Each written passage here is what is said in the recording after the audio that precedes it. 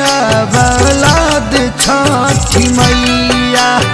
भूल चूक माफ कर बेटावा के अपना, कैदना गोदिया आबाद छठी मैया।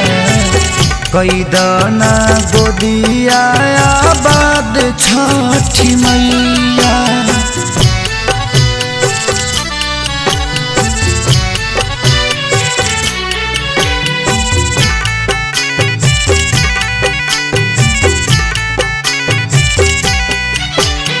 रहनी हम तारा सत भरत तोहर कैनी, देहलवा आशीर्वाद ताहू बेटा फलवा पैनी।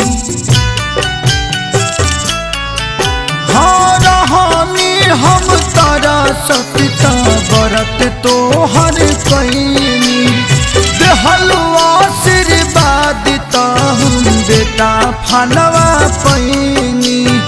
दुख हम सहिले तोहरे से पहिले, देहल छीनना प्यारा साद छठी मैया।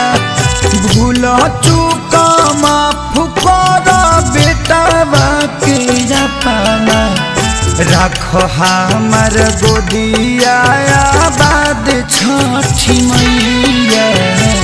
राख हमार गोदिया आबाद छठी मैया।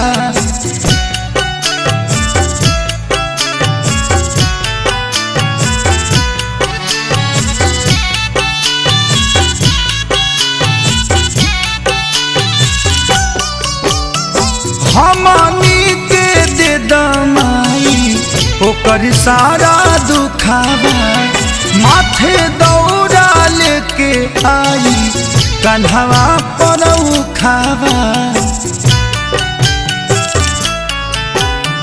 हमनी के दे दमाई ओकर सारा दुखावा, माथे दौड़ा लेके आई कन्हवा पर उखावा। कहले खेसारी पवन तोहरे हदे हल जावन, संगे लेके आएबे कराबाद छठी मैया।